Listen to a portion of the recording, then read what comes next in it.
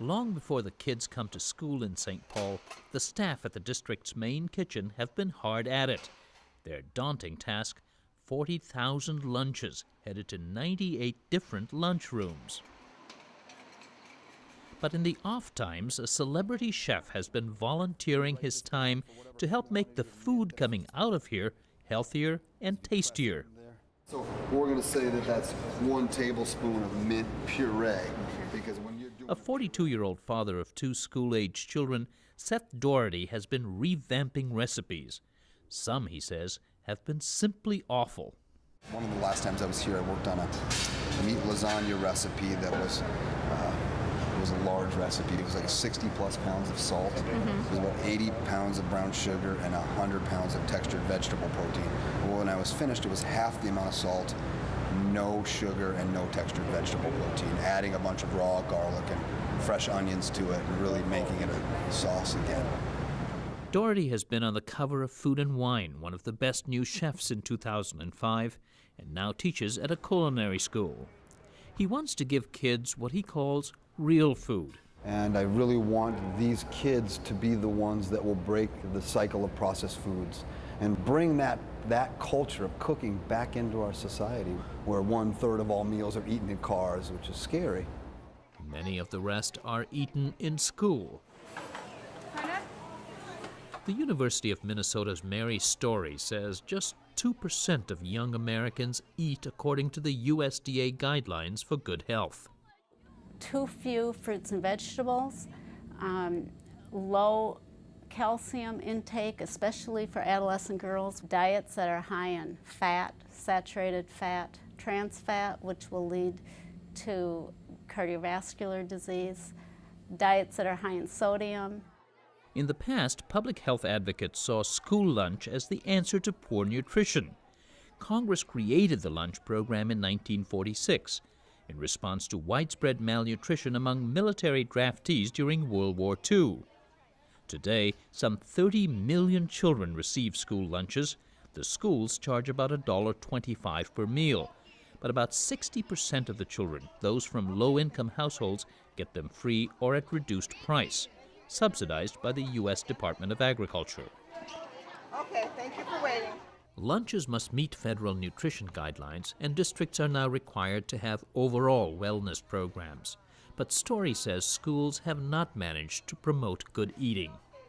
The Army released a report last year that 32% of 18-year-olds in this country that were applying to any branch of the military were overweight. This is really a social responsibility issue. I mean, where everyone really has to take their part. It's not a matter of just saying, give people, they can choose what they want. It's not working now. The Robert Wood Johnson Foundation, a NewsHour funder, and the Centers for Disease Control recently searched for school districts to study as models for good nutrition and wellness programs. St. Paul was among just 6 they chose. St. Paul's taken several steps to improve what students eat and drink in its schools. For example, no more candy rewards, no more candy sales for fundraisers. And what about birthdays, Valentine's Day, Halloween? Well, for those kinds of events, treats are allowed once a month in a class. And vending machines now can carry only water, small containers of juice, and milk. But our visit to St. Paul's Central High showed how daunting the challenge can be. Some kids brought in soda and chips. Some used the newly introduced salad and sandwich bar, but most instead stood in long lines for cheeseburgers. At least there's no supersizing, says Food Service Director Jean Ronnie. A half-cup serving of McDonald's fries is not necessarily a bad choice when you get into supersize. It certainly is. For us, a half-cup portion is all that's ever available to our students. Two tablespoons of olive oil. Back in the kitchen, Chef Doherty is launching a full frontal assault on another deep-fried potato staple. Tater tots. You'll see tater tots in every school district, in every school in all of America. Today we took just fresh potatoes and roasted them in a little rosemary, garlic, a little olive oil, salt and pepper. So simple but so good. Well, look at those potatoes are looking good. Oh boy, this looks fabulous.